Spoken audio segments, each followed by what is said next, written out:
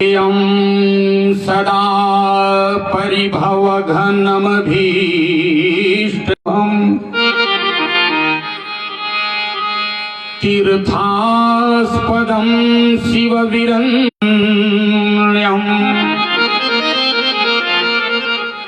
भृत्यार्तिहं प्रणतपालभवाधिपोतम्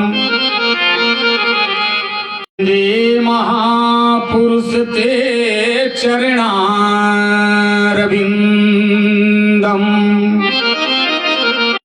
तरंग रमणीय जटा कलापम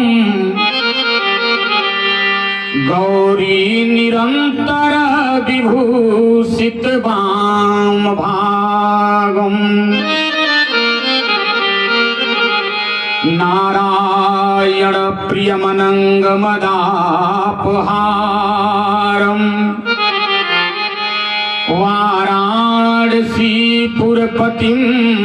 भज विश्वनाथम्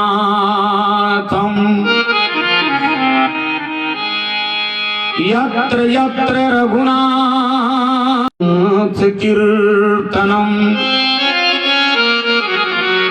तत्र तत्र कृतमस्तकास्पवारि परिपूर्णलोचनम्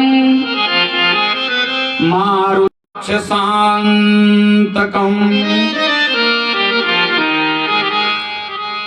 कासाय सोऽभि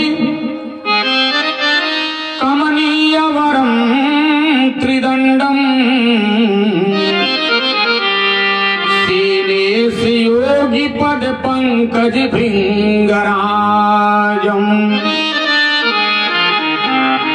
वैकुंठनाथी श्रीमानस भवन परिचरण जिन किन्हूं जग काज कली समुद्र बूढ़त लखयो प्रकटयो सप्त जहाज जड़ चेतन जग जीव जत।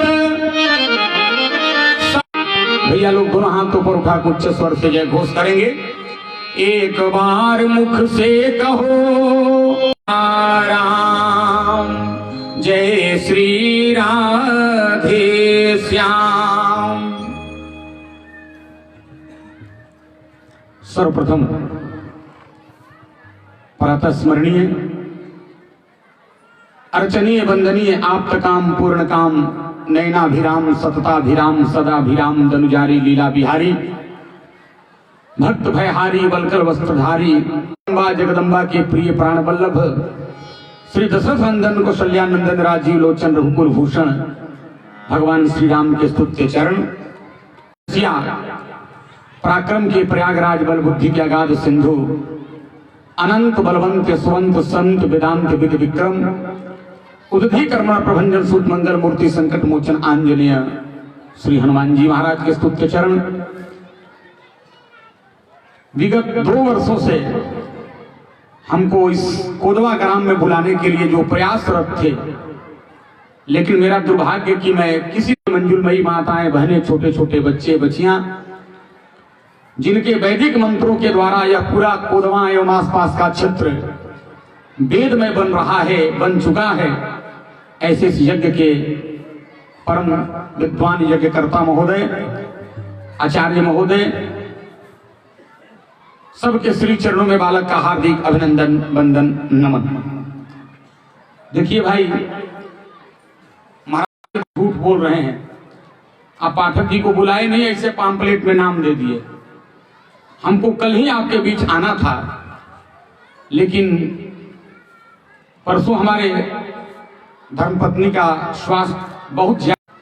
मैं महाराज जी से बात कर रहा था तो उस समय मैं बड़ा ही दुखी था, रो रहा था एक तरह से। तो महाराज जी ने कहा लल्ला पहले घर का कार्य संभाल लो, स्वास्थ्य ठीक हो जाए तो जरूर आ जाना। तो मैंने कहा महाराज जी आज भर जैसे भी हो आप संभलवा लीजिए, हम परसों जरूर आपके बीच में पधार जाएंगे। जी हैं कि हम आपके बीच नहीं आ पाए, आप सबों का दर्शन नहीं कर पाए। पुनः एक बार से अनुभवानंद परमहंस जी महाराज को सादर अभिनंदन करते हुए इस महायज्ञ समिति के तमाम पदाधिकारी वृंद को भी विशिष्टम अभिनंदन वंदन नमन। आइए, आप लोगों को परंपरा बताने की आवश्यकता नहीं है। इस क्षेत्र में कभी सुख कहीं न कहीं लगा ही रहता है। हमारे यहाँ कहा जाता है कि छत्तीसगढ़ मिनी काशी है। यहाँ किसी न किसी गांव में नवधा हो रहा है, तो कहीं कथा हो रही है, तो कहीं महायज्ञ हो रहा है। तो उसी संदर्भ में हम और आप आज बैठे, हम कुछ कहें, आप कुछ सुने। उसके पूर्व मन एवं वाणी की पवित्रता के लिए एक दो बार बड़े भाव प्रेम से आप सभी लोग भगवान के मंगलमय नाम का कीर्तन करेंगे। यह बात आप लोगों को बताते चलूं।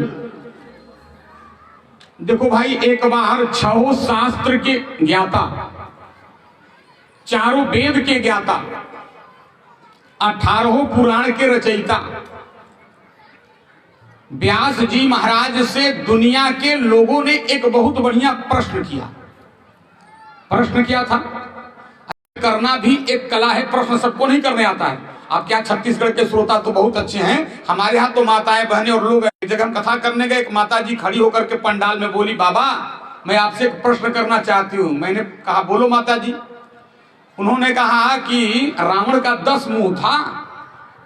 तो हमने कहा माता जी लिखा तो यही है, उसको 10 मुख कहा जाता है, दशानन कहा जाता है। तो उन्होंने कहा महाराज जब रावण का 10 मुंह, अब बताओ, आ रहे थे तो राम जी का अंगूठी लेके जा रहे थे, तो जब मच्छर का रूप बनाए तो अंगूठी किसे लेके गए?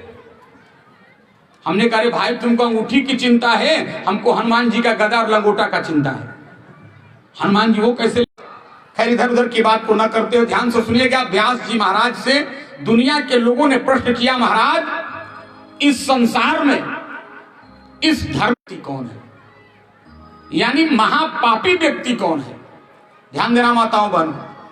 व्यास जी ने कहा दुनिया वालों, पहले आप लोग बताओ, आप लोगों की दृष्टि में इस धरती का सबसे बड़ा जघन्य यानी महापापी व्यक्ति कौन है? एक व्यक्ति खड़ा हुआ और कहा महाराज मैं आपको बताता हूं। बोले के चिन्ह धनहीन जनो जघन्य, जिसके पास धन नहीं है, यानी जो निर्धन है, गरीब है, वही इस धरती का सबसे बड़ा जघन्य है, सबसे बड़ा पापी है। तब तक दूसरा व्यक्ति पंडाल में खड़ा होकर कहा महाराज जी मैं आपको सही उत्तर बताता हूं। बोले के चिद बदंती गुणहीन जनो जघन। तो हर किसी के शरीर में अंदर में कुछ ना कुछ गुण होता है। अगर आप में कोई भी गुण ना है तो कहा आप धरती के सबसे बड़े जघन्य हो। तीसरे व्यक्ति ने कहा ना ना महाराज मैं आपको बताता हूं। बोले के चिद बदंती त्याहीन जनो जघन्य। तीसरे व्यक्ति ने कहा जिसके यानी जो अनपढ़ है, निरक्षर है, वही इस संसार का सबसे बड़ा जघन्य है। तब तक चौथा व्यक्ति बोल पड़ा ना ना महाराज मैं आपको बताता हूं। बोले के चिद बदंती जनो जघन्य। चौथे आदमी ने कहा जिसके पास सुंदर रूप नहीं है, यानी जो कुरूप है वही इस धरती का सबसे बड़ा जघन्य है। करके सज्जनों जोर जोर से हंसने लगे। उन लोगों ने हाथ जोड़ के कहा गुरुदेव आप हंस क्यों रहे हैं, उत्तर बताइए। व्यास जी ने कहा दुनिया वालों कान खोल करके सुनो, धरती का सबसे बड़ा जघन्य वो नहीं है जिसके पास धन नहीं है। धरती का सबसे बड़ा जघन्य वो नहीं है जिसके पास कोई है। धरती का सबसे बड़ा जघन्य वो नहीं है जिसके पास विद्या नहीं है। धरती का सबसे बड़ा जघन्य वो नहीं है जिसके पास सुंदर रूप नहीं है। ये व्यासो बदत्या अखिल वेद पुराण विज्ञ। समस्त वेद पुराणों के ज्ञाता व्यास जी उत्तर बताते हैं। सुनो दुनिया वालों, धरती का सबसे बड़ा अखिल वेद वेद पुराण विज्ञ बोले नारायणो जघन्य।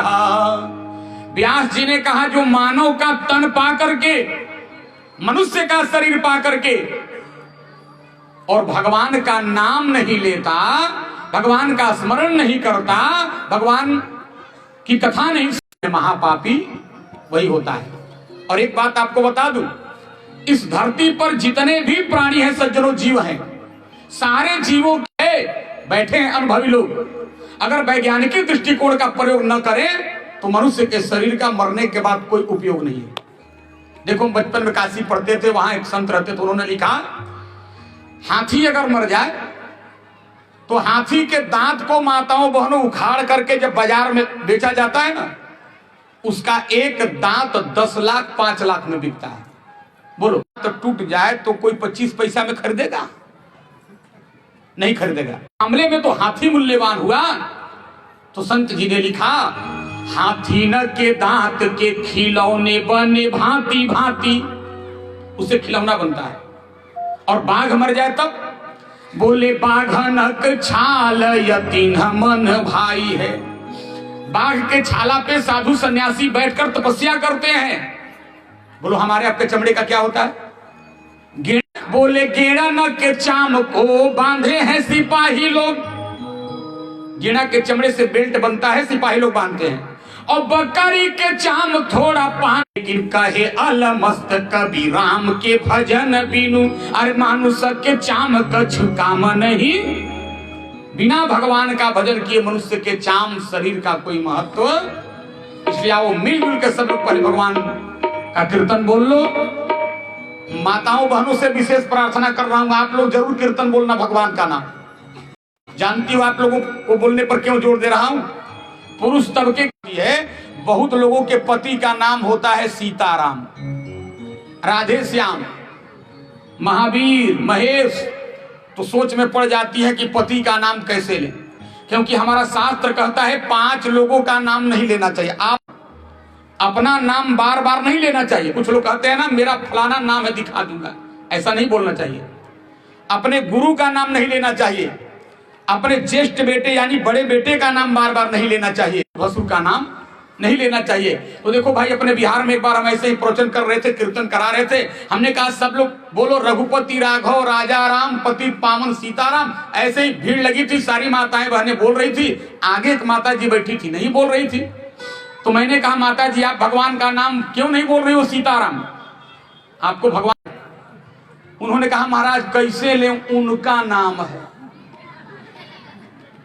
उसने कहा महाराज लेंगे। तो हमने कहा कैसे लोगी जब सीताराम उनका नाम है? तो बड़ी चालाक महिला थी। उसने कहा महाराज जी थोड़ा सा बदल के लेंगे, रघुपति राघव राजा राम। उसके पति का नाम था सीताराम, तो बोली रघुपति राघव राजा राम और पपुआ के पापा के ई है ना। बताओ। लेकिन देखो, कीर्तन में माताओं बहनों और विपत्ति काल में किसी का भी नाम आए, सीता जी से ज्यादा दुनिया में कोई पतिव्रता नहीं हो सकती है। लेकिन सीता जी ने भी राम जी का नाम लिया। कब? जब रावण चुरा के ले जा रहा था तो सीता जी वहां राम राम कह रही हैं, और हा जगबीर एक रघु राया, वहां भी राम जी का नाम लिए। तो विपत्ति काल में भगवान के कीर्तन में छूट है। आप लोग भी मस्ती में बोलना, और आप लोग भी अपनी हस्ती को छोड़ के मस्ती में बोलना कीर्तन। जय सिया राम, जय जय सिया, जय सिया राम, जय जय सिया राम, जय सिया, जय सिया राम, जय जय सिया राम, जय जय सिया, जय जय सिया राम, जय सिया। कौशल्या के प्यारे राम, कौशल्या के दुलारे राम, दशरथ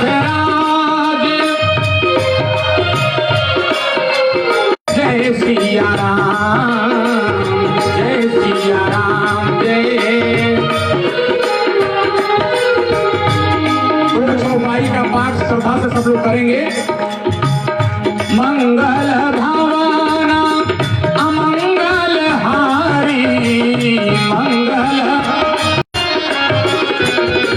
प्रभु सुदशरथ अजिर बिहारी। जय सिया राम, जय जय सिया राम, जय सिया राम, जय जय जय हनुमान, जय जय जय हनु देवकी नाई, कृपा करो गुरु देवकी नाई। जय सिया राम, जय जय सिया राम, जय सिया राम, जय सिया राम, जय जय सिया राम, जय सिया राम, जय सिया राम, जय सिया राम, जय सिया राम, जय सिया राम, जय सिया राम। स्वर से जय घोष बोलिए वीर हनुमान की, देश हिंदुस्तान की और भगवान की। धर्मानुरागी सज्जनों, जहां अभी हम लोग बैठे हैं इस महायज्ञ का नाम है रुद्र महायज्ञ, और रुद्र का अर्थ होता है भगवान शिव।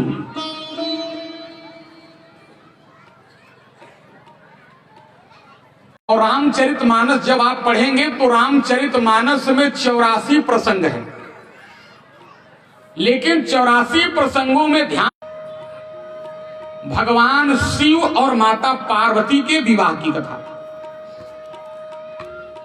एक बार कुछ भक्त तुलसीदास जी के पास पहुंच गए और जाकर के उन्होंने कहा, महाराज आप काम उल्टा पुल्टा क्यों करते हैं?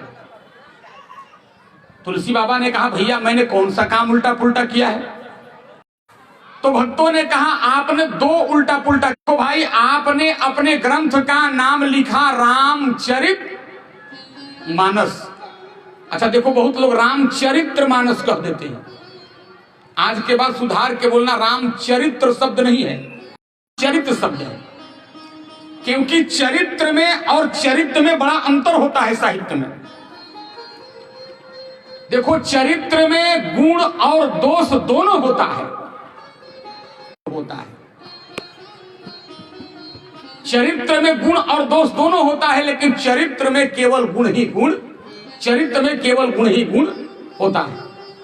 इसलिए इस ग्रंथ का नाम है रामचरित मानस। तो उस भक्त ने कहा, बाबा आपने अपने ग्रंथ का नाम रामचरित मानस लिखा, तो रामचरित मानस में सबसे पहले आपको राम का चरित्र वर्णन करना चाहिए था। राम का चरित्र नहीं वर्णन कर सकते थे तो उनकी अर्धांगिनी माता जानकी का चरित्र सबसे पहले वर्णन करते। अच्छा छोड़ो, उनके प्यारे दुलारे भाई लक्ष्मण का चरित्र वर्णन करते। अच्छा बताओ बाबा, लक्ष्मण का चरित्र भी वर्णन नहीं कर सकते थे तो दुनिया के लोग राम राम जपते हैं क्यों भाई? हम लोग कथावाचक संत महात्मा आते हैं तो उपदेश देते हैं कि राम राम करो, और राम जी माला लेकर किसका नाम जपते हैं? भरत जी का। भरत सरिस को राम जी। तो आप सबसे पहले भरत का चरित्र लिखते, पहले वर्णन किए न उनके किसी परिवार के सदस्य का चरित्र वर्णन किए। आप सबसे पहले भगवान शंकर और माता पार्वती के विवाह की कथा क्यों लिखे? एक गलती बाबा आपने किया। दूसरी गलती, ध्यान देना बहनों, भक्तों ने कहा आपने अपने एक ग्रंथ का नाम लिखा है हनुमान चालीसा। ईमानदारी से बोलिए, ग्रंथ का नाम है हनुमान चालीसा, तो उसमें वर्णन किसका होना चाहिए? आप लोग रोज हनुमान चालीसा पढ़ते हैं, उसमें लिखा क्या है? हनुमान जी का वर्णन नहीं लिखा है। श्री गुरु चरण सरोज रज निज मन मुकुर सुधारी, जस जोदायक ग्रंथ का नाम जब हनुमान चालीसा है तो लिखना चाहिए था वरणऊ हनुमत विमल जस जोदायक फल, लेकिन बाबा ने हनुमत जस नहीं लिखा, वर्णऊ रघुवर विमल जस। तो बाबा ये दोनों काम आपने उल्टा किया, क्यों किया? तुलसी बाबा ने कहा दुनिया वालों तुम लोगों को देखने में लगा कि मैं उल्टा, लेकिन अगर सावधानी से समझोगे तुम जानते हो रामचरितमानस में 84 प्रसंगों में मैंने सबसे पहले भगवान शिव और माता पार्वती के विवाह की कथा को क्यों लिखा? कहा क्यों लिखे बाबा? तो तुलसी बाबा ने कहा मैंने रामचरितमानस के वंदना में एक संकेत दिया है, भगवान शंकर कौन है और माता पार्वती कौन है, इसको आप समझ लोगे बात समझ में आ जाएगी। तो बाबा ने लिखा भवानी शंकरऊ वंदे श्रद्धा विश्वास रूपिणऊ। ध्यान दीजिएगा, भवानी शंकरऊ वंदे श्रद्धा विश्वास। और विवाह में क्या होता है? कन्यादान में लड़का लड़की का हाथ एक दूसरे हाथ में धराया जाता है। तो तुलसी बाबा ने कहा जब तक हमारे जीवन में श्रद्धा और विश्वास का पानी ग्रहण नहीं होगा, देखो लड़का लड़की का विवाह होता है तो एक काम और होता है, क्यों माता हूं आपके तरफ होता है कि नहीं होता है, लेकिन हमारे तरफ ऐसे ही होता है। और आप लोग तो सीरियल वगैरह देखती हो, उसमें भी आता है लड़की की चुनरी इधर होता है ना। तब तक श्रद्धा और विश्वास का गठबंधन नहीं होगा तब तक व्यक्ति राम का चरित्र समझ सकता नहीं है। अच्छा देखो, हम लोगों से बहुत लोग प्रश्न करते हैं महाराज आप लोग 21वीं शताब्दी में मंच पे बैठकर लोगों को मूर्ख बनाते हैं।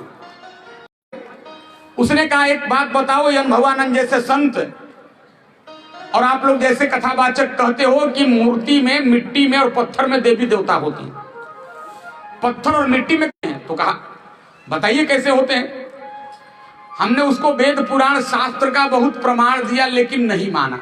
उसने कहा महाराज आपकी बात समझ में नहीं आ रही है, सीधे सीधे बताओ कि पत्थर और मिट्टी में भगवान कैसे होते हैं। हमने कहा जब नहीं समझ पा रहे हो वेद शास्त्र के उत्तरों से तो 500 रुपया तुम्हारे जेब। उसने कहा हाँ महाराज है। हमने कहा निकाल कर लेकर हमको उत्तर देंगे। हमने कहा दो हमको तब बताएंगे। वो बड़ा उत्सुक था, झटके से 500 रुपया का नोट अपने जेब से निकाला, हमारे हथेली पे रख के कहा महाराज अब उत्तर बताओ पत्थर और मिट्टी में देवी देवता। फिर उसको बताना शुरू किया लेकिन वो नहीं माना। तो नाराज होकर कहा महाराज आप हमारा पैसा लौटा दो। तो हम अपने घर के कमरे में गए और इतना बड़ा एक दैनिक जागरण अखबार का टुकड़ा लेकर आए। हमने कहा इसको ले लो, ले जाओ। आंख लाल करके बोला महाराज मैंने आपको दो। हमने कहा भैया तुम्हारा नोट भी तो कागज है, क्यों रुपया कागज है कि नहीं है, और ये अखबार भी कागज है, यह पेपर भी कागज है, अंतर क्या है? उसने कहा महाराज जो मैं नोट आपको दिया हूं, रुपया आपको दिया हूं ना, है तो वो कागज, लेकिन उस पर गवर्नर का मुहर लगा है, मैं का वचन अदा करता हूं। आपके इस रद्दी कागज के टुकड़े पर नहीं लिखा हुआ है। हमने कहा बस इतना अंतर है। कहा? तो हमने कहा याद रखो जैसे नहीं नोट और रुपया बन जाता है उसी तरह से पत्थर और मिट्टी पे जब भक्तों का श्रद्धा और विश्वास का मुहर लगता है तो पत्थर पत्थर नहीं, मिट्टी मिट्टी नहीं, बल्कि देवी और देवता बन जाते हैं। सज्जनों, देवी और देवता बन जाते हैं। बस ये तो श्रद्धा की बात है, विश्वास की बात है। और बाबा ने बालकांड में लिखा है श्रद्धा संबल रहित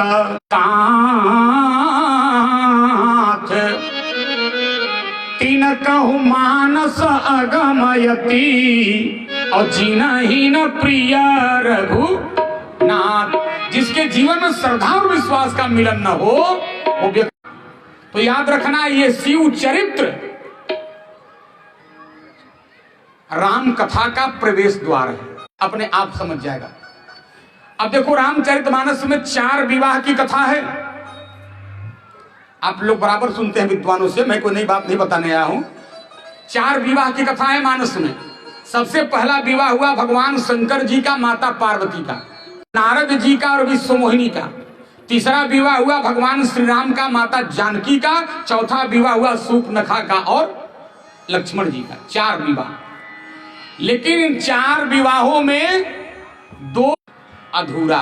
क्यों? जिस विवाह में कोई माध्यम था, मीडिएटर था, अगुआ था, वो विवाह पूरा हो गया माताओं बहनों। और जिस विवाह में लड़का लड़की अपने से हंस के विवाह करने चले गए, वो विवाह अधूरा रह गया। कथा आप जानते हो।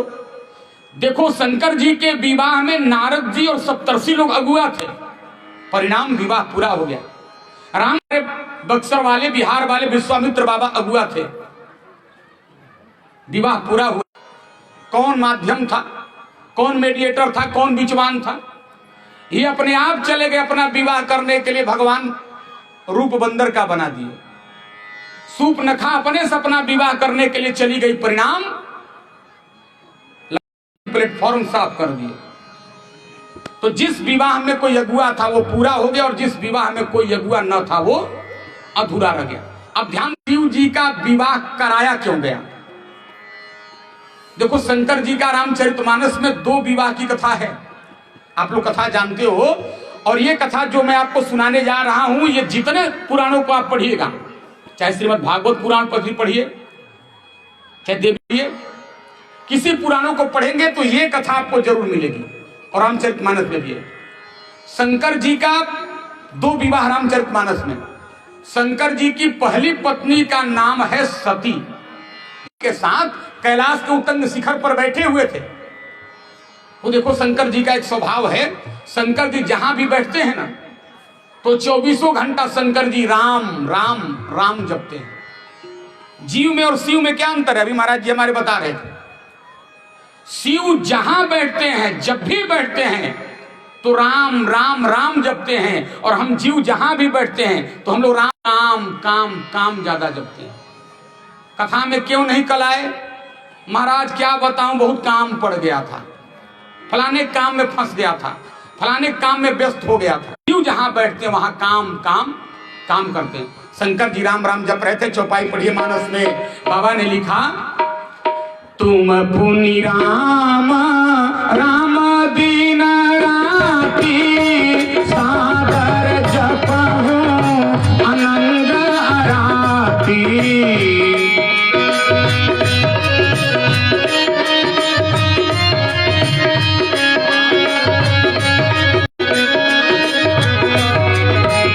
तुम पुनि राम राम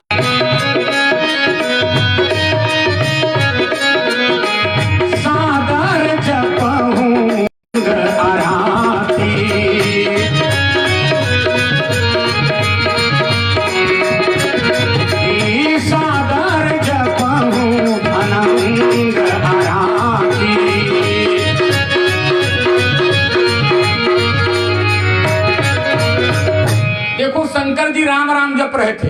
और बगल में एक जगह व्यक्ति के बैठने से यह स्थिति ना होती है कि सब लोग एक ही चीज देख रहे हो, एक ही चीज सुन रहे हो। परिस्थिति एक होती है, लेकिन व्यक्ति की मन स्थिति अलग अलग होती है। देखो, शंकर जी राम राम कर रहे थे और सती मैया आकाश में देख रही थी, आकाश में। और देखो, हमारे यहां कहा जाता है कि दुनिया में 3 चीज असंभव है। देखो माताओं, दुनिया में 3 काम असंभव है। बंदरों को गिनना, पेड़ पर बंदर हो, आप जंगल में भेज दो, जो कोदवा का सबसे ज्यादा गणितज्ञ हो, मैथ में पढ़ा लिखा, और कहो भैया जा करके गिनो उस पेड़ पर कितने बंदर हैं। जैसे गिनना शुरू करेगा 1 2 3, चौथा हो जाएगा 3। बंदर को गिनना, मेढकों को तौलना, मेढक समझ रहे हैं आप लोग ना, इनको तौलना बड़ा मुश्किल काम है। बात 2 छटक के इधर 2 छटक के इधर, तराजू हमेशा डिसबैलेंस रहेगी। अब तो देखो, यही कथा एक जगह हम कह रहे थे कि मेढकों को तौला नहीं जा सकता। ऐसे एक छोटा बच्चा बैठा था, उसने कहा गुरुजी हम तौल देंगे। कहा कैसे बेटा? कहा सब लोगों को बोरा में कोच के, छटकेंगे ही नहीं। मेढकों को तौलना और माताओं बहनों को चुप रहने के लिए कहना। लेकिन मैं यहां की माताओं बहनों को नहीं कह रहा हूं, अपने बिहार की। ध्यान देना, बड़ी कीमती बात। सती मैया आकाश में देख रही थी, तो सती मैया ने देखा एक लाइन में 59 जहाज पार किया। 59 सती मैया जहाज देखकर ज्यादा चिंतित न हुई। उस जहाज में कुछ औरतें जा रही थी और वो औरतें तो मन में सोचने लगी, इस जहाज में, इस विमान में गीत गाते हुए कौन सी औरतें जा रही हैं। तो सोची कि इस प्रश्न का उत्तर बताएगा आखिर कौन। सोच रही है और बाबा ने अब की बार चौपाई लिख दिया, सती बिलो के विहाना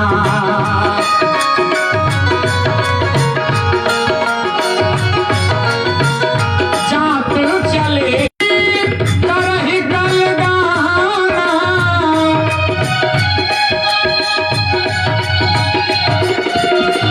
सुनत श्रवण छु कहि मुनि ध्याना।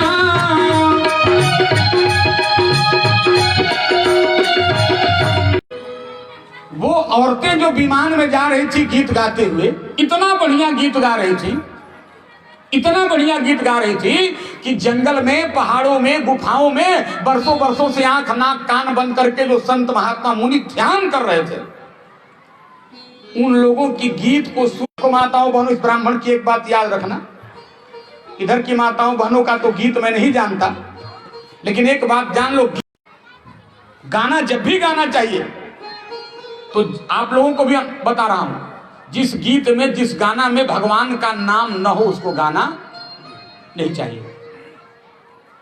आप लोग सुने होंगे, बड़ा प्रसिद्ध गीत है ना, कि जिस गीत में राम का नाम न हो उस गीत को गाना ना चाहिए, गीत को गाना ना चाहिए।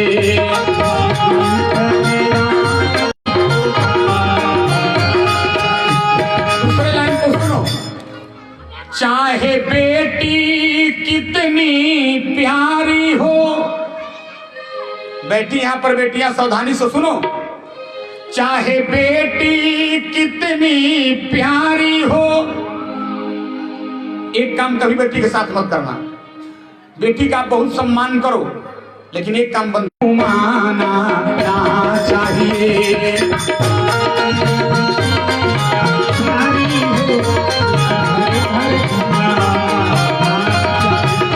चाहे बेटी कितनी प्यारी हो उसे घर घर घुमाना ना चाहिए।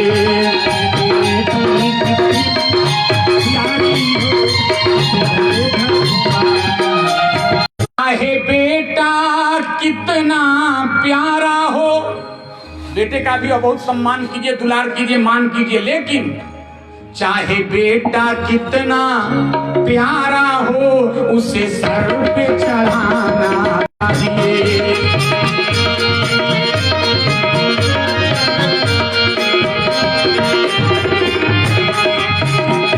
चाहे बेटा कितना प्यारा हो उसे सर पे चढ़ाना ना चाहिए।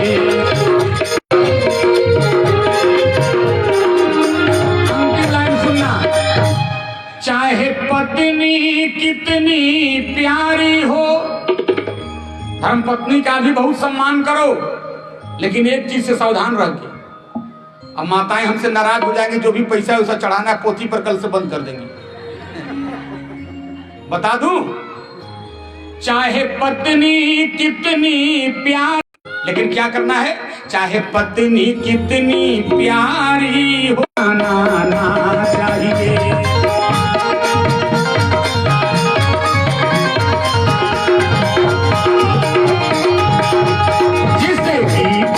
राम का नाम ना हो उस गीत को गाना ना चाहिए।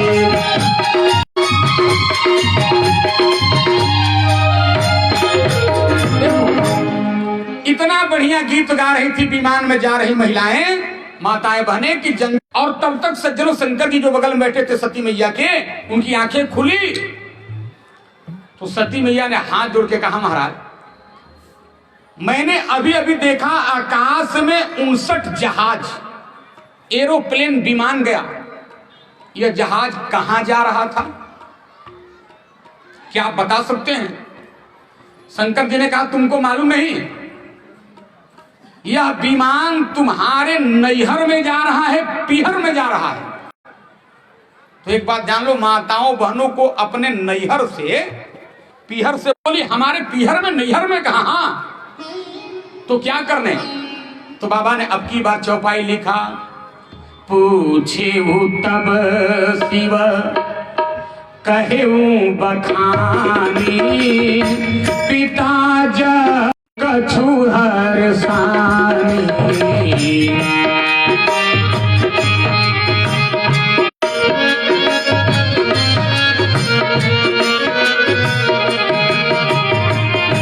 पूछे तब शिव कहेऊ बखानी, पिता जग सुनी कछु हानि।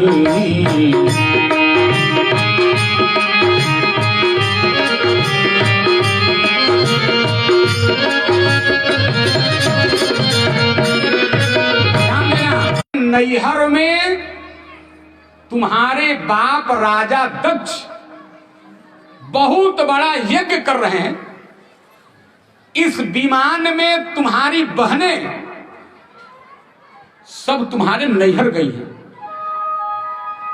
पूछे तब से कहा बखानी, पिता यज्ञ सुनी कछु हर्षानी। तो सती में यज्ञ हो रहा है, कहा हाँ हाँ। तो सती मैया ने कहा महाराज अगर आप आदेश आ जाती।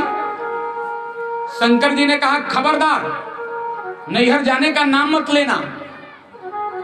तो सती मैया ने कहा महाराज आखिर क्यों। तो शंकर भगवान ने कहा एक बात बताओ, ये जितनी तुम्हारी बहनें गई हैं विमान से चढ़ के, जहाज से चढ़ के, तुम्हारे किसी बहन के यहां अपना विमान है,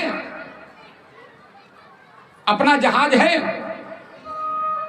कहा महाराज जहाज की बात कर रहे हो, साइकिल। 60 बहनें तुम्हारे विमान में चढ़ के गई हैं, इसका मतलब तुम्हारे बाप राजा दक्ष ने सबके यहां विमान भेज के निमंत्रण दे करके सबको बुलाया है। ईमानदारी से बोलो सती, हमारे तुम्हारे यहां निमंत्रण आया है यज्ञ का। सती ने कहा महाराज निमंत्रण तो नहीं आया है, लेकिन एक सिद्धांत है, हर जगह व्यक्ति को बिना बुलाए जाना चाहिए। सुनो माताओं बहनों, 4 जगह जाने के लिए निमंत्रण नहीं। खोजी ने कहा महाराज यद्यपि मित्र, दोस्त के यहां, सहेली के यहां जाने के लिए व्यक्ति को निमंत्रण कार्ड नहीं खोजना चाहिए। दोस्त हो सकता है आपको भूल गया हो, निमंत्रण न दिया हो, तो अपने आप से भी चले जाओगे तो व्यक्ति नहीं होगी। दोस्त के यहां निमंत्रण नहीं खोजना चाहिए, सहेली के यहां माता। यद्यपि मित्र, अब देखो भगवान के दरबार में यहां कथा हो रही ना, तो अब आप लोग ये सोचोगे कि भगवानंद जी महाराज घर घर जाके निमंत्रण कार्ड बांटेंगे तब आप लोग कथा में आओगे। ये सिद्धांत नहीं है। यज्ञ का प्रचार हुआ, प्रसार हुआ, आप लोगों को स्वतः आना चाहिए और आप जाने के लिए निमंत्रण नहीं खोजना चाहिए। यद्यपि मित्र प्रभु पितु गुरु गेहा, सुनो बहनों, गुरु जी के यहां जाने के लिए निमंत्रण नहीं खोजना चाहिए। आप के यहां जाने के लिए, पिता के यहां, माता के यहां जाने के लिए व्यक्ति को निमंत्रण नहीं खोजना चाहिए। मैं नहीं बोलता, रामचरितमानस तुलसी बाबा बोल रहे हैं, यद्यपि मित्र प्रभु पितु गुरु गेहा, बिनु बोले जाहु न कछु सन देहा। शंकर जी प्रसन्न हो गए, वाह सती वाह, नीति की बात कर रही हो। 4 जगह व्यक्ति को बिना बुलाए जाना। इन 4 जगहों पर अपराध रखने वाला हो तो वहां व्यक्ति को नहीं जाना चाहिए। तो सती मैया ने हाथ जोड़ के कहा महाराज नैहर में हमारा कौन विरोधी होगा।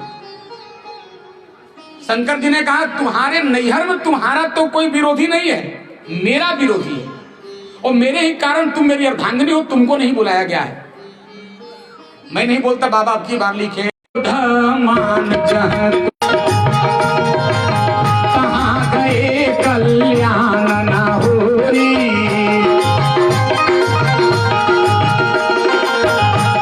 विरोधा मान जह कोरी, कहाँ गए कल्याण ना होरी। ध्यान देना कि अगर आपका कोई विरोध करने वाला हो, आपसे कोई विरोध रखने वाला हो, तो शंकर जी ने कहा सती 4 जगहों पे नहीं जाना चाहिए। तो सती मैया ने कहा महाराज हमारे नैहर में आपका कौन विरोधी हो सकता है। एक बात याद रखो, दुनिया में व्यक्ति को सबसे ज्यादा प्रिय होता है दामाद, जमाई। क्यों भाई? घी भले नहीं खिलाती हैं महाराज जी, लेकिन घर में 2 दिन के लिए जमाई आ जाए तो पूरा डब्बा का डब्बा घी खिला देती है। लेकिन बोलो महाराज नैहर में मेरे नैहर में आपका कौन विरोधी हो सकता है? शंकर जी ने कहा तुम्हारे नैहर में सबसे ज्यादा विरोधी तुम्हारे पिता हैं हमारे। कहा रे हमारे पिताजी आपसे क्यों विरोध रखेंगे? तो शंकर जी ने कहा देखो सती, आज तक तुमसे एक बात हम छुपा के रखे हैं, हृदय में रखे थे, लेकिन आज बताना मैं उचित समझ रहा हूं। अच्छा महाराज तो बताओ, पिताजी चुनाव लड़े। आजकल चुनाव लड़ने का शौक हर किसी को होता है, भले वो राजनीति का क न जानता हो, लेकिन चुनाव हर व्यक्ति लड़ना चाहता है। और देखो मैं राजनीति का व्यक्ति नहीं हूं, मेरे बात से नाराज मत होना। तो तुम्हारे पिताजी जब चुनाव लड़े, इलेक्शन हुआ, तो उन्हें प्रजापति बनाया गया, प्रधानमंत्री। तो जब तुम्हारे पिताजी चुनाव जीत गए, तो देखो हमारे आपके यहां जैसे कोई सांसद आता है, मंत्री बढ़िया कुर्सी पर बैठाते हैं, तो शंकर जी ने कहा तुम्हारे पिताजी जब प्रजापति बन गए तो एक बार सारे देवताओं ने उनका सम्मान समारोह रखा। सारे देवता लोग बैठे थे, मैं भी उस सभा में बैठा था। लेकिन तुम तो मेरे स्वभाव को जानती हो कि जब मैं राम राम करने लगता हूं तो मन में डूब जाता हूं। तुम्हारे पिताजी के आने में कुछ विलंब था और मैं राम राम और मैं राम राम जपने में इतना खो गया कि मुझे आगे बस सुन लो माताओं बहनों भाइयों, आप लोगों से ये ब्राह्मण हाथ जोड़ के प्रार्थना कर रहा है। देखो भक्त में और ज्ञानी में क्या अंतर होता है? भक्त में और ज्ञानी में केवल एक अंतर होता है, ज्ञानी खोजता है। पढ़े लिखे लोग पूछते हैं भगवान कहां रहता है। क्यों भाई पूछते हैं कि नहीं रहते हैं? महाराज भगवान कहां रहते हैं? और मैं आपको मानस का प्रमाण बता रहा हूं, देवता लोग हैं ज्ञान के प्रतीक। पूछा गया भगवान कहां रहते हैं? कुछ लोगों ने कहा भगवान क्षीर सागर में रहते हैं, कुछ देवताओं ने कहा भगवान वैकुंठ में रहते हैं। ये ज्ञान का प्रतीक है, लेकिन शंकर जी भक्त हैं। शंकर जी ने कहा आप लोग पूछ रहे हो कि भगवान कहां रहते हैं, नारायण कहां रहते हैं, तो सुनो भगवान कहां रहते हैं। भगवान सर्वत्र रहते हैं। देखो माताओं बहनों, जैसे लकड़ी में आग है लेकिन दिखाई देता है क्या? नहीं। लकड़ी में आग आपको दिखाई देगा कब? जब 2 लकड़ी का आप लोग घर्षण कीजिएगा। यहाँ यज्ञ हो रहा है और यज्ञ में जो मंथन, तो सलाई नहीं जलाते हैं, माचिस नहीं जलाते हैं, बल्कि 2 लकड़ी को रगड़ करके आग निकाल देते हैं। तो देखो लकड़ी में आग है लेकिन दिखाई नहीं देती। तिल में तेल है लेकिन बोलो तेल आपको दिखाई देता है क्या? तिल में तेल है दिखाई नहीं देता, लकड़ी में आग है दिखाई नहीं देता, दूध में घी है लेकिन दिखाई नहीं। देखिएगा लकड़ी से आपको आग देखने के लिए घर्षण करना पड़ेगा, तिल से तेल निकालने के लिए उसको पेरना पड़ेगा, और दही दूध से घी निकालने के लिए आपको दही बना के मंथन करना पड़ेगा। जैसे लकड़ी से करने के बाद वो चीजें दिखाई देती हैं, उसी तरह से भगवान हर जगह है, लेकिन भगवान दिखाई देगा कब? जब आप भजन करोगे तब। लेकिन देखो भक्त खोजता नहीं है, भक्त उसी में खो जाता है। ज्ञानी खोजता है लेकिन भक्त उसी में खो जाता है। कहा भगवान हर जगह है, हरि व्यापक सर्वत्र समाना और प्रेम ते प्रगट होग में जाना। लेकिन मैं चर्चा क्या बता रहा था, देखो शंकर जी राम राम करने में इतने खो गए कि दक्ष प्रजापति कब सभा में आए उनको इस बात का पता ही नहीं चला। और देखो जब दक्ष प्रजापति आए तो मेरे तरफ देखो, सारे देवता लोग उनके स्वागत में सज्जनों खड़े हो गए, और खड़े होकर के सज्जनों जब इस दृश्य को देखा उनकी आंखें लाल हो गई। उन्होंने कहा वाह वाह वाह क्या बात है। दुनिया के तमाम लोग खड़ा होकर के मेरा स्वागत कर रहे हैं, मुझे माला पहना रहे हैं, मेरे स्वागत में नगाड़ा बजाए जा रहे हैं, ढोल बजाए जा रहे हैं, लेकिन मेरा ही दामाद मेरा अपमान कर रहा है, मेरे स्वागत में खड़ा तक नहीं हुआ। जबकि उनको सोचना चाहिए कि शंकर जी राम राम करने में लीन हो गए, लेकिन उनको बड़ा दुख लगा। इस अपमान का बदला लेना होगा। और एक बात आपसे प्रार्थना कर दूं, दुनिया का सबसे बड़ा दुख क्या है आपको मालूम? देखो माताओं सज्जनों, आपको 4 दिन भोजन न मिले तो ये दुनिया का बहुत बड़ा दुख नहीं है। आपको पहनने के लिए अच्छा कपड़ा न मिले तो ये दुनिया का बहुत बड़ा दुख ना है। आपको रहने के लिए बढ़िया आवास न मिले तो ये दुनिया का बहुत बड़ा दुख ना है। याद रखो, दुनिया का सबसे बड़ा दुख क्या है? परिवार के द्वारा, इस बात को गांठ बांध लो, अपने जाति के द्वारा अपमान हो जाना। हम नहीं कहते, तुलसी बाबा डंके की चोट पे लिख रहे हैं, यद्यपि जग दारुण दुख नाना। समझना माताओं बहनों भाइयों, संसार में अनेकों प्रकार के दुख है, लेकिन सबसे बड़ा दुख क्या है? यद्यपि जग दारुण दुख दीन जाति अवमाना।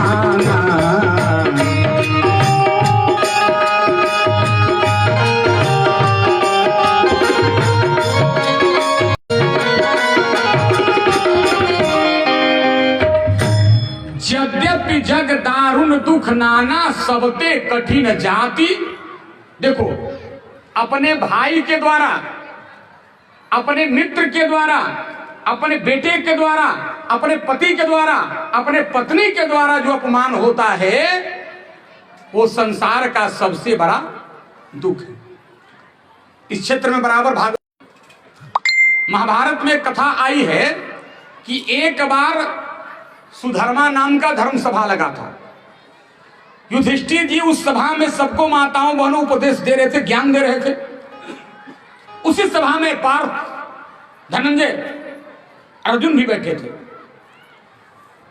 तो कृष्ण भगवान भी उस सभा में थे। तो युधिष्ठिर ने कहा, हे अर्जुन, बस अर्जुन इतना देखे कि भैया ही हमारे गांडीव की निंदा कर रहे हैं। अर्जुन दौड़े धनुष बाण लेकर के युधिष्ठिर को मारने के लिए। कृष्ण भगवान ने पकड़ लिया बीच में। अरे अर्जुन क्या कर रहे हो, बड़े भाई को मारने जा रहे हो? अर्जुन ने कहा, मुरारी आप भी उस दिन सभा में थे, हमारे ही भैया ने कहा था कि अर्जुन तुम्हारे गांडीव धनुष की कोई निंदा कर देना, उसे मार देना, तो मेरे ही भैया निंदा कर रहे हैं, तो मैं तो आदेश का पालन कर रहा हूं। कृष्ण भगवान ने कहा, बेटा अर्जुन, भाई अर्जुन, देखो गोली से मार दो, तलवार से मार दो, नहीं नहीं चोट लगेगी आपको। दुनिया का सबसे बड़ा अपमान क्या है? अपने जाति का अपमान। जैसे आप चाहते हो कि अपने बड़े भाई का अपमान करें तो लाठी मत मारो, डंडा मत मारो, गोली मत मारो, तलवार मत मारो, चाकू मत मारो। अपने बड़े भाई को प्रणाम करना छोड़ दो, वो अपने आप मर जाएगा बेचारा। अपने से श्रेष्ठ लोगों से बोल चाल बंद करना। देखो आप अपने उसी अपमान के बदला के लिए यज्ञ कर रहे हैं। मैं चौपाई आपको प्रमाण दे रहा हूं। ब्रह्म सभा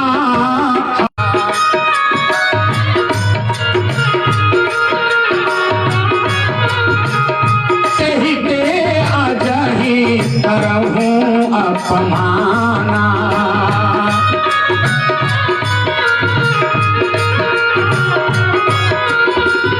ब्रह्म सभा सन दुख माना। एक बात सुन लो माताओं बहनों, जिंदगी में कभी भी अपने पति की बात की अवहेलना मत करना। पति जो कहे उसे मान लेना। और मानस की कथा सुन रहे हो तो सुनो, जिन जिन नारियों ने अपने पति की बात को न माना उनका जीवन दुखमय रहा। तो शंकर जी ने कहा, जाओ पति का अपमान करके याद रखो। सती जी चल पड़ी अपने घर से, कहां देखने के लिए। तो देखो नाराज होने पर भी पहले के लोगों में मर्यादा कितनी थी। शंकर भगवान अपने 2 गणों को बुलाए, ए बेटा इधर आओ, तुम्हारी मां सती अपने पिता के यहां यज्ञ में जा रही है, तुम लोग सती के पीछे पीछे जाओ। सती को तुम लोग दिखाई नहीं देना चाहिए, तुम लोग पीछे पीछे जाओ इनकी सुरक्षा में। अब ध्यान देना बहनों, कि नैहर पहुंची कि मेरा बड़ा सम्मान होगा, लेकिन देखो सती के बाप राजा दक्ष ने पूरे नगर में ढिंढोरा पिटवा दिया था कि हमारे जितने रिश्तेदार आएंगे, बेटी दामाद आएंगे, सबका स्वागत करना, लेकिन हम और दामाद शिव जी आएंगे तो कोई पानी पीने के लिए भी मत पूछना। और एक बात सुन लो बहनों, तुम लोग बहुत भक्ति करती हो, घर में कोई भी अतिथि आए कोई बात नहीं है, मिठाई ना हो खाने के लिए मत देना, लेकिन एक गिलास सादा पानी देके अतिथि को जरूर विदा करना। क्योंकि स्कंद पुराण में कथा लिखी हुई है कि जिसके दरवाजे से अतिथि भूखा लौट जाता है, बिना स्वागत का लौट जाता है, उस दरवाजे का, उस घर का सारा पुण्य अपने साथ लेकर के चला जाता है। आपसे कर रहा हूं, जरा सावधानी से सुनना। सती जब पहुंची तो सारे गांव के लोग सती को देख करके सज्जनों दरवाजा बंद करने लगे। सती सोचने लगी, अरे सती एक बार मेरे गोद में बैठकर मेरे गोद को भी पवित्र कर देती, लेकिन आज वही सती मैं आई हूं तो मुझे देख करके गांव के लोग दरवाजा क्यों बंद कर रहे हैं? सारे गांव का दरवाजा बंद हो गया। अब पढ़े लिखे लोग बैठे हो, एक दरवाजा खुला है और वो भी पूरा नहीं खुला है, आधा खुला है। और उस आधे दरवाजे की ओट से सती राजा दक्ष के डर से अपने बेटी सती से ये नहीं कह रहे हैं कि बेटी अंदर आ जाओ, दरवाजे पर खड़ी हैं और ओट से कह रही हैं। सती जाके प्रणाम की तो देखिए इतना बड़ा गांव और पूरे गांव में आदर से कौन मिला? जैसे आपका कोदवा गांव इतना बड़ा है और हमसे अगर केवल अनुभवानंद बाबा मिले तो एक व्यक्ति को मिला कहा जाएगा, लेकिन जब से मैं आया हूं तब से कई लोग पहुंचे महाराज। कल से ही लोग आपका आगमन कर रहे थे, सुखा ताल से, यहां से वहां से। आप नहीं आए तो लोग उदास हो गए कि लोग झूठ बोल रहे हैं, बाबा नहीं आए। तो देखो सती जब नहीं, सादर भले ही मिली एक माता, सादर भले ही मिली एक माता, भगिनी मिली मुस्काता।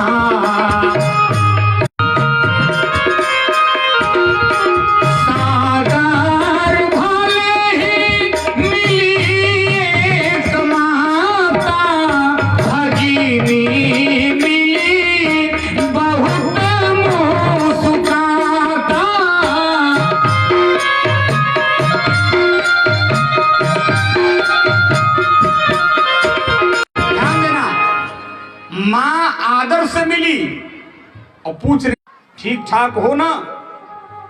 दोनों मां बेटी अभी केवल 2 शब्द बात की, तब तक सती की 59 बहनें आ गई। और देखो बिना बुलाए जाने का परिणाम, एक बहन आकर के पहले व्यंग की, सती अकेले ही आई हो, तुम्हारा पगला नहीं आया है, मतलब भोलेनाथ। दूसरी बहन आके पूछी, अरे सती एक बात बताओ, तुम्हारा पति अभी भी धोती कुर्ता कपड़ा लगाता है कि फ्री स्टाइल में से नंगे घूमता है? दूसरी बहन आकर के पूछ रही है, एक बात बताओ, तुम्हारा पति भांग गांजा अभी भी खाता पीता है कि छोड़ दिया है? चौथी ने, कोई गाड़ी घोड़ा खरीदा कि बैल पर ही चलता है? अरे मकान बनवाया कि पहाड़ में ही रहता है? 59 बहनें माताओं सज्जनों जब 59 प्रकार से व्यंग करके सती को लज्जित करने लगी तो सती ने सोचा नैहर में इतना बड़ा अपमान, और लौट के मैं ससुराल शंकर जी के पास जा नहीं सकती क्योंकि मैं उनकी बात को मान के नहीं आई हूं। तो सती ने मानसिक संकल्प लिया, हमारे लिए न तो नैहर न मैं शंकर जी के पास जा सकता, बना है ना। इसको साधारण फूस की मड़ई मत समझना। इस यज्ञशाला में 33 कोटि देवताओं का वास होता है और हमारा शास्त्र कहता है, देखो इसमें 4 दरवाजा होता है और चारों दरवाजों से अलग अलग परिक्रमा करने से अलग अलग लाभ होता है। जिनको धन नहीं उनको किस दरवाजा से परिक्रमा करना चाहिए, पूरब से कि पश्चिम से?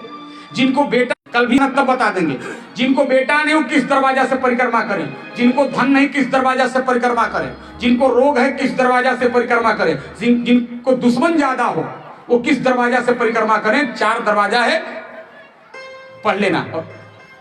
यजुर्वेद, अथर्ववेद, सामवेद 4 दरवाजा है और चारों के परिक्रमा करने की दिशा में अलग अलग लाभ होता है।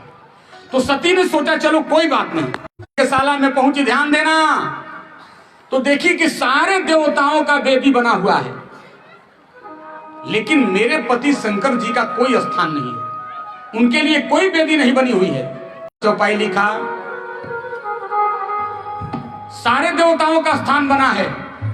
सती जाई देखेऊ तब जागा, अकतहु न दीख शंभु कर भागा।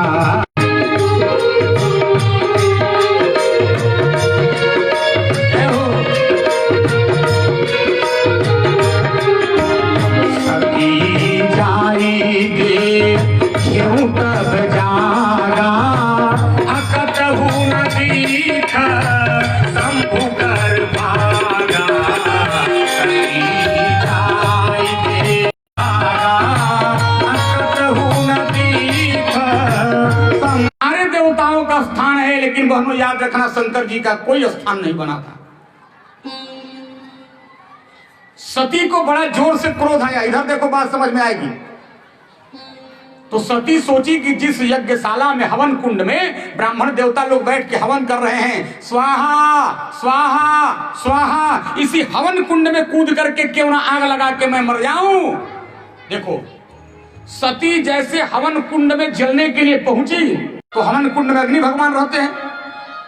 अग्नि भगवान ने देखा कि देवों के देव महादेव यानी देवताओं के राष्ट्रपति के लिए आई हैं। तो अग्नि भगवान सोचे, अगर हम इनको जला देंगे, त्रिशूल से खोप खोप के मार देंगे, हम कहीं के लायक नहीं रहेंगे। तो जैसे सती आग में कूदना चाही, अग्नि देवता जान लेके चले नौगढ़ा भाग। कौन जगह है? नौगढ़ा है, नवागढ़ चले भाग। अब आग बुझ गई। अब अग्नि देव ही ना हो अग्नि में, तो आग तो बुझेगी। तो सती जली नहीं। तो जब सती नहीं, वालों को, चाइना वालों को, आज विदेश, आज विज्ञान के बल पे हम लोग चंद्रलोक और मंगल लोक की यात्रा करते हैं।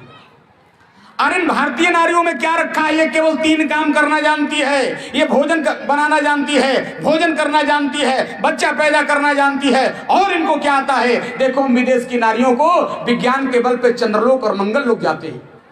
इतना सुनना, वह भारत की बेटी भी उस सभा में बैठी थी, उससे बर्दाश्त नहीं हुई। तरीके से 2 लोग जले हैं। एक तो सती मैया अपने अंगूठे को ऐसे ऊपर की, और सुतीक्षण जी भी महाराज ऐसे ही गए। और बाबा ने अब की बार चौपाई लिख दिया, आशा का ही योग अग्नि पर झारा,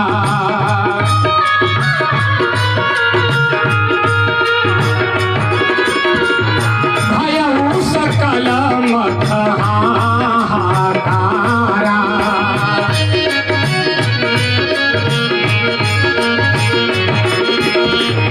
आशा का ही योग, भागो भागो भागो। सती मैया जल गई जल गई जल गई। देखो, यज्ञ में भगदड़ मच गया।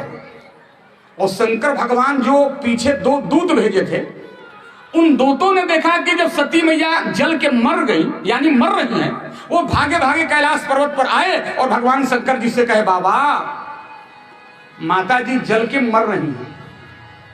शंकर भगवान इतना सुने कि नैहर में जाके सती भस्मीभूत हो रही है, यानी जल रही है। शंकर भगवान आए, ध्यान देना करके, और अपने माथे से, माताओं बहनों इधर देखो, एक जटा उखाड़ा और जटा उखाड़ के धरती पे पटक दिया। और जैसे शंकर जी की जटा धरती पर वो पड़ी, तो उस जटा से एक विशाल राक्षस पैदा हो गया, जिस राक्षस का नाम हुआ वीरभद्र। और वो वीरभद्र नामक राक्षस सारे पंडितों को, सारे यज्ञ में शंकर विरोधियों को यथोचित दंड देने लगा। वीरभद्र करी को पठाए, सबको मारने लगा, पीटने लगा, हाहाकार मच गई। अब देखो, सती का 100 पड़ा हुआ है।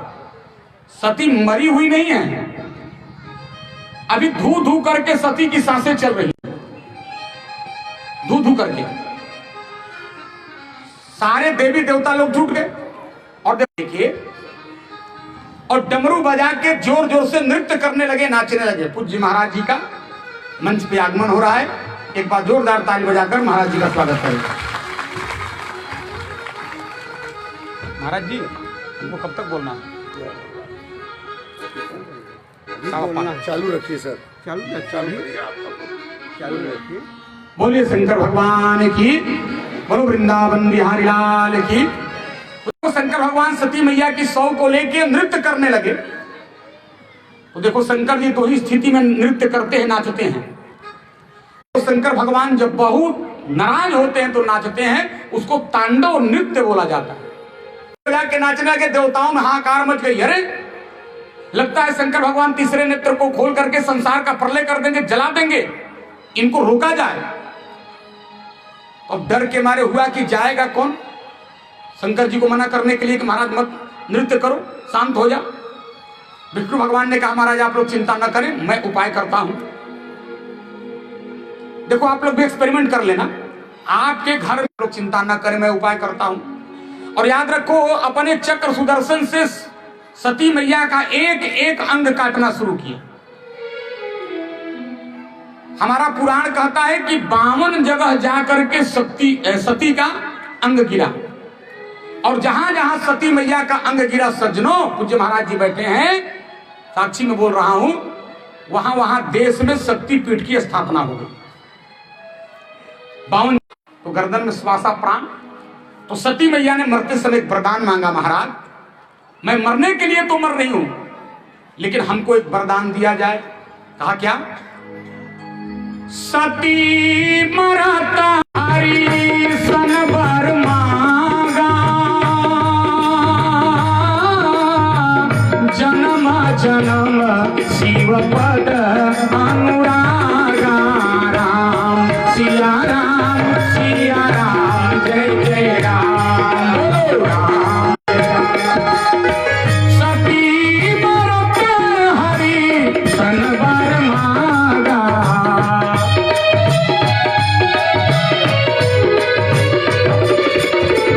जन्म जन्म शिव पद अनुरागा।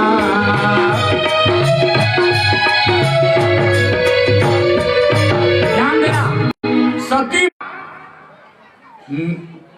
अब मेरा जब अगला जन्म हो तो फिर मैं लड़की बनूं, नारी बनूं, संबंध शंकर जी से ही स्थापित हो।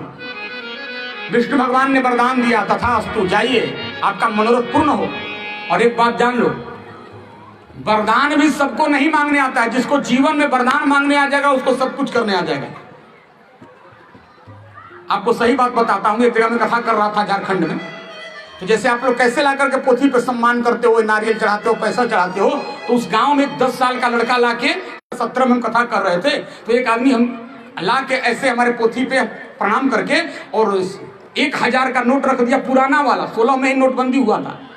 तो 1000 का नोट रख दिया, तो हमारे मुंह से निकल गया, अरे भाई तुम्हारा नोट तो पुराना है, किसी काम का नहीं है, ये तो पुराना नोट है, 16 में बंद हो चुका है। उसने कहा बड़े दबंगई से, महाराज तो नोट पुराना है तो आप कौन नई कथा कह रहे हैं? नई कथा कहो तो नई नोट लो। तो सती ने वरदान मांगा, महाराज मेरा अगला जन्म हो तो शंकर जी से प्रीत एवं मस्तु तथा मस्तु। याद रखो इसी वरदान के कारण सती का अगला जन्म हुआ पार्वती के रूप में। मैं अपने मन से नहीं बोल रहा हूं, चौपाई पढ़ो बाबा। ते ही कारण ही मां गिरगृह जाई, जननी पार्वती तन पाई। राम सिया राम जय जय राम राम। सब लोग आइए। राम सिया राम जय जय राम राम। ध्यान रखें, सती का अगला जन्म हुआ पार्वती के रूप में। और याद रखो हमारा शास्त्र भी पढ़ेंगे, दुर्गा सप्तमी में भी लिखा है, प्रथमम शैलपुत्रीम च, पार्वती के रूप में प्रथम जन्म हुआ सती के बाद। तो सीधा समझ लो, कथा बड़ी लंबी है। सती का जब पार्वती के रूप में सज्जनों जन्म हुआ, माताओं बहनों, और जिनकी भी बेटी सयानी होगी, बहन सयानी होगी, 15 मिनट तक ध्यान से इस कथा को सुनना। सती का अगला जन्म जब पार्वती के रूप में हुआ तो पार्वती दिन दूना रात चौगुना बढ़ने लगी, सयानी होने लगी। यानी विवाह के योग्य धीरे धीरे हो गई। एक दिन की घटना सुन लो। नारद जी का आगमन हो गया हिमाचल राजा के घर में। बाबा ने चौपाई लिखा, नारद समाचार सब पाए, और ही गिरी के हंसी भाए।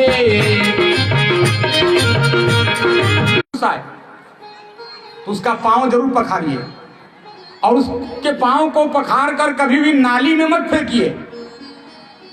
आपने श्रद्धा के दृष्टिकोण से भावुकता में आके पैर तो धो लिया, लेकिन पैर को धोने के बाद लोग करते क्या है, नाली में फेंक देते हैं, इधर उधर फेंक देते हैं ना। हमारा रामचरितमानस बताता है क्या होता है। मैं मानस का प्रमाण आपको बोल रहा हूं। नारी सहित मुनि पद सिरुनावा,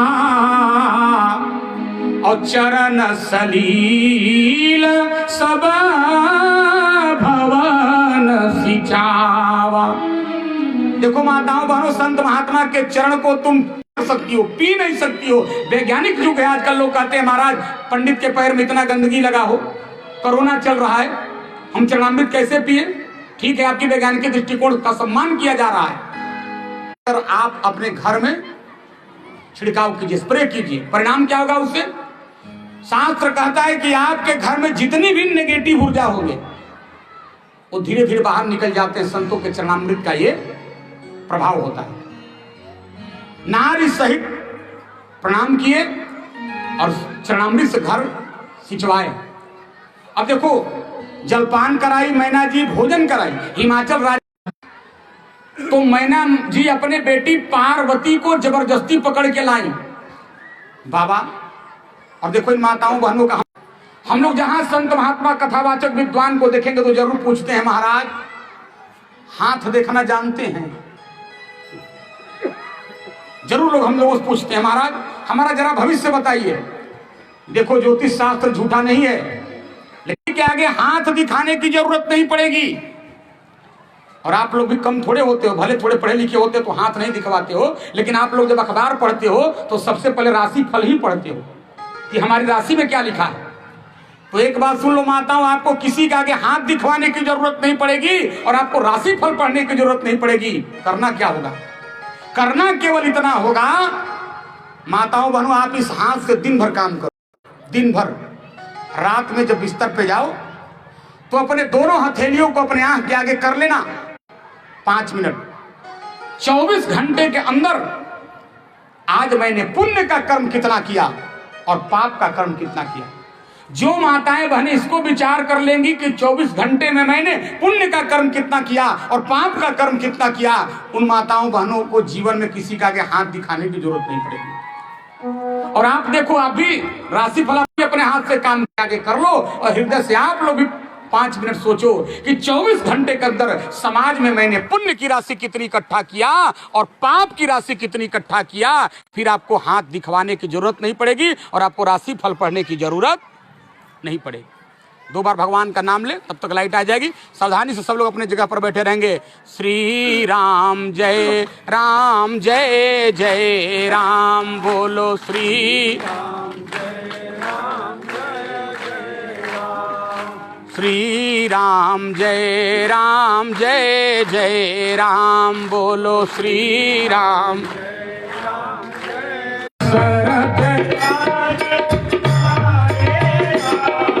श्री राम जय राम, जय जय राम, जय श्री राम, बोलो श्री राम जय राम, जय जय राम।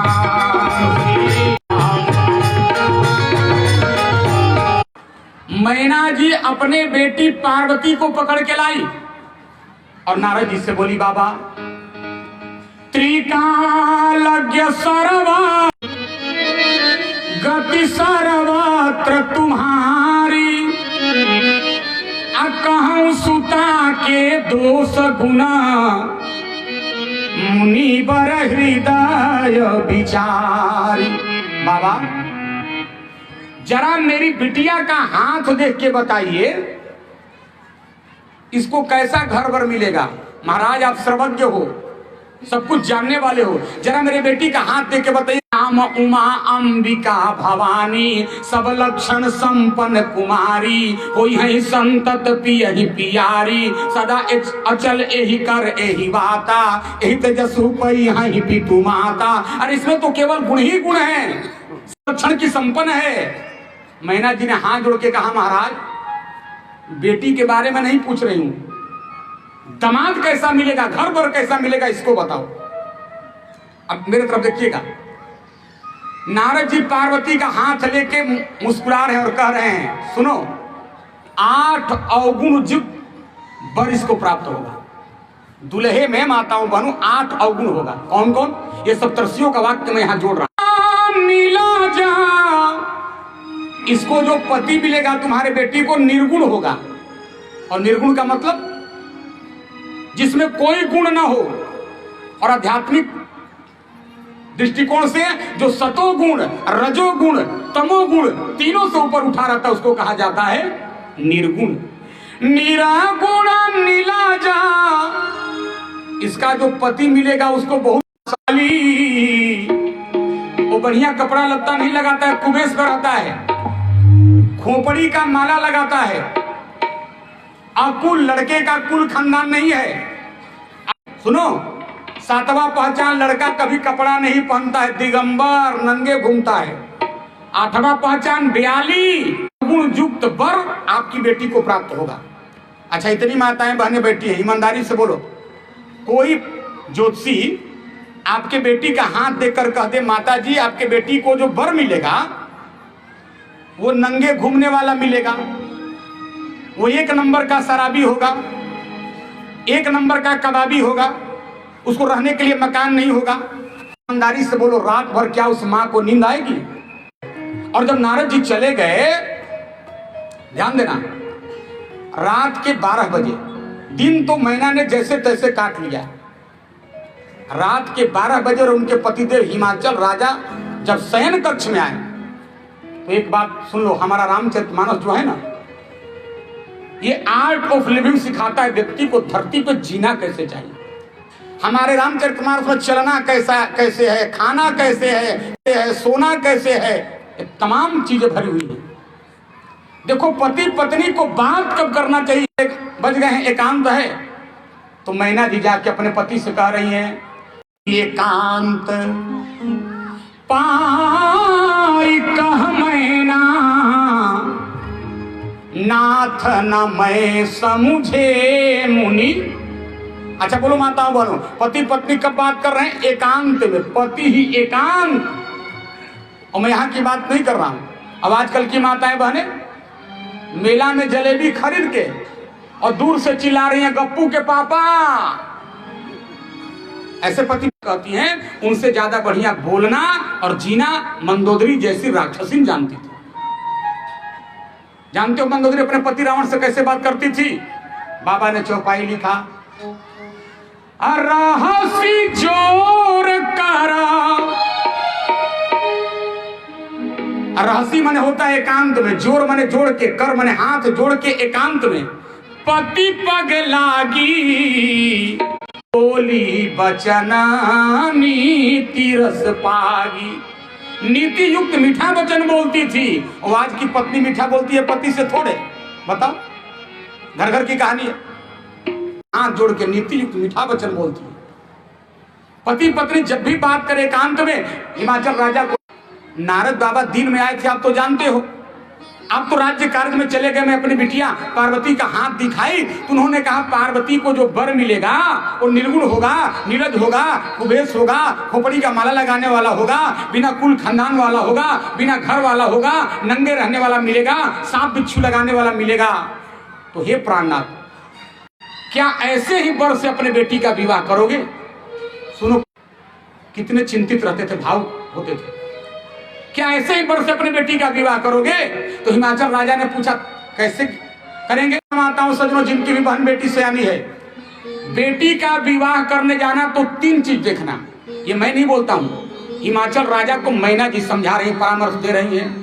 बेटी का विवाह करने जाना तो जाओ घर बर कुल, 3 चीज देखना। घर बर कुल, जाओ घर बर कुल हो ही अनुपा। बर कुल, ये बेटा बेटी दोनों का बराबर हो तभी विवाह करना चाहिए, क्योंकि हमारा शास्त्र कहता है दो चीज हमेशा अपने से बराबर लोगों से करना। विवाह जब भी करना अपने से बराबर परिवार में, और विवाद झगड़ा जब भी करना तो अपने से बराबर परिवार में। दो हम लोग आज देश भर में कथा करने जाते हैं तो बहुत लोग पूछते हैं महाराज जी कुंडली मिलाऊं? लड़का लड़की का कुंडली मिलवाना बाद में, पहले सास और बहू का कुंडली मिलवा लेना। 80% घरों में सास बहू की कुंडली नहीं मिलती, लेकिन विवाह बराबर परिवार होना चाहिए। रामचरितमानस का एक सिद्धांत बता रहा हूं आपको। देखो सीता जी गई पार्वती जी का पूजन की, पार्वती जी प्रसन्न होकर बोली बेटी जानकी वरदान मांगो। सीता जी ने कहा मां मेरा 2 अक्षर का नाम है सीता, मुझको जो पति मिले वो 2 अक्षर का। कहा दिया। तो बाबा ने चौपाई लिखा, पूजा किन्ह अधिक अनुरागा और निज अनुरूप सुभराम। और कुछ चाहिए? तो सीता जी ने कहा मां हमारे गांव का नाम है 5 अक्षर का जनकपुर, हमारे ससुराल का नाम 5 अक्षर का दे दो। दे दिया। तो इधर जनकपुर 5 अक्षर, उधर अवधपुर 5 अक्षर। और कुछ चाहिए? सीता जी ने कहा मां हमारे गांव में 3 अक्षर की नदी बहती है, कमला दो। कहा दिया। तो इधर बिहार में 3 अक्षर की कमला, वहां सरयू 3 अक्षर की। और कुछ चाहिए? सीता जी ने कहा मां मेरी मैया का नाम 3 अक्षर का है सुनैना, हमको जो सास मिले वो 3 अक्षर की हो। में कौशल्या को कोशिला, कैकई, सुमित्रा 3-3 अक्षर। और कुछ चाहिए? कहा मां हमारे पिताजी का नाम है 4 अक्षर का। आप लोग कथा जानते हो, जनक जी 2 भाई थे, जनक जी का ओरिजिनल नाम जनक थोड़े है। जनक तो उसको कहा जाता है जो जन्म देता है। जनक जी का असली नाम सिरध्वज, उनके भाई का नाम दे दिया। तो सिरध्वज, कुशध्वज, उधर दशरथ 4 अक्षर। मां में 4 बहन हूं, जो पति मिले उसका 4 भाई हो जाए, दे दिया। इधर 4 बहन है सीता, सुकृति, मांडवी, उर्मिला, उधर 4 भाई है राम, लक्ष्मण, भरत और शत्रुघ्न। कहने का मतलब निज अनुरूप सुभगवर। विवाह जब भी करो बराबरी से, क्योंकि किसी शायर ने लिखा है सर से बढ़ के हो इतना मांगा नहीं जाता, प्यास लगती है तो दरिया नहीं मांगा जाता। सुता अनु। बस अंतिम हमारी बात सुन लो, वो चीज बराबरी का न मिले तो क्या करेंगे? अच्छा, अगर ये तीनों चीज बराबरी का न मिले तो क्या करेंगे? इतना सुनना हुआ। कहन तो कन्या बारू रहाई कुमारी,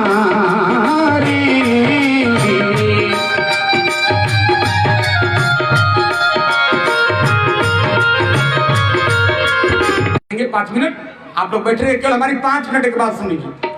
मैना जी ने कहा अगर इन तीनों चीज बराबर न मिले तो देखो हमारे देश में बेटियों का कितना सम्मान होता था, और देश का दुर्भाग्य देखो आजकल जब किसी को बेटा होता है ना तो लोग 6 महीना के बेटे को लेके गोद में खिलाते और कहते हैं बेटा।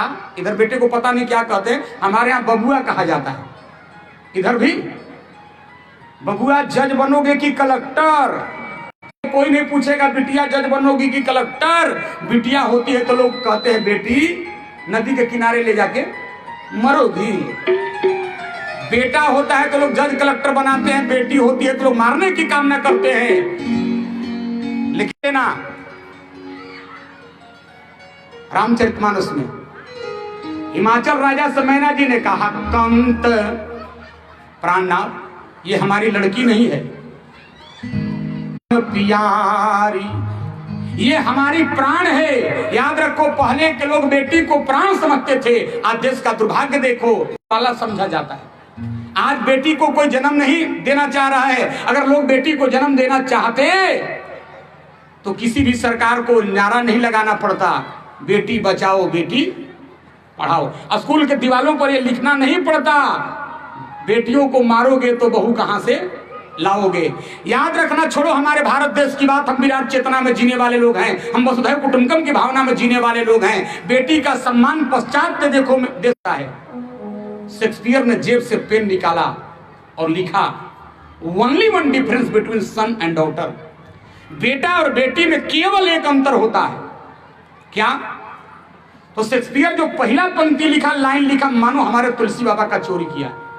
शेक्सपियर ने लिखा son is son till marriage, जब तक बेटे का विवाह नहीं करोगे बेटा आपका बेटा होता है, ठीक है, मतलब होता है। और जहां विवाह कर दिया तो हम तो देखे हैं अपने माता जी से बोल चाल बंद, और ससुराल में जाके सास को सब मम्मी जी यहाँ बाप से बोल चाल बंद, वहां ससुर को सब गणेश परिक्रमा करते हैं। देखो सम्मान करो सास ससुर का, ये गलत नहीं है, लेकिन तो तुलसी बाबा ने लिखा ससुरारी पियारी भाई।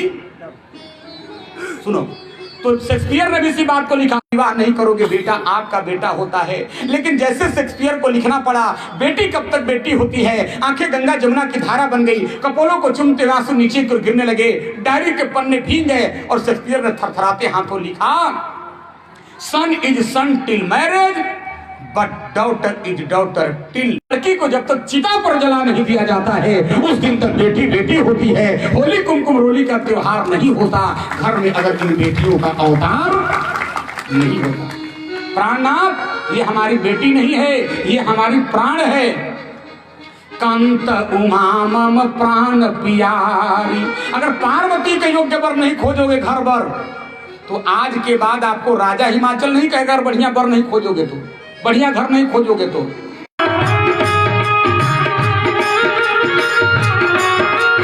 जय हो।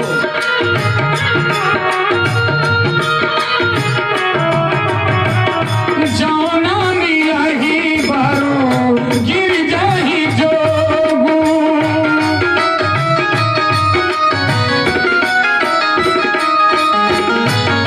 गिर जाड़ सहागा कहीं सबरेगू।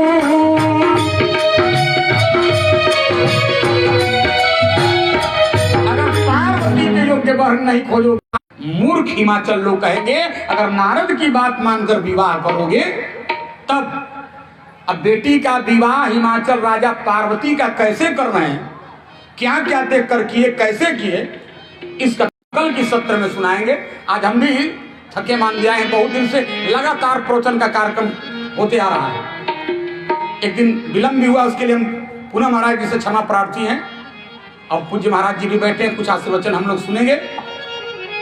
देखो भाई, हम तो थके आए हैं अभी, तो एक बार हम धीरे से जयकारा लगाएंगे, आप लोग जोर से लगा देना, हम समझ लेंगे कि बात बन गई। बोल हनुमान जी महाराज की। छत्तीसगढ़ वाले हमको हमेशा बहुत अच्छा। एक बार भगवान का नाम लो, उसके बाद पूज्य महाराज जी का आशीर्वचन होगा। हरे रामा रामा रामा हरे राम राम राम हरे रामा रामा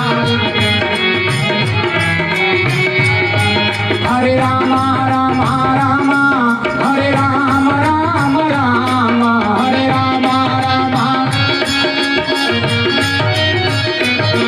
हरे श्यामा श्यामा श्यामा।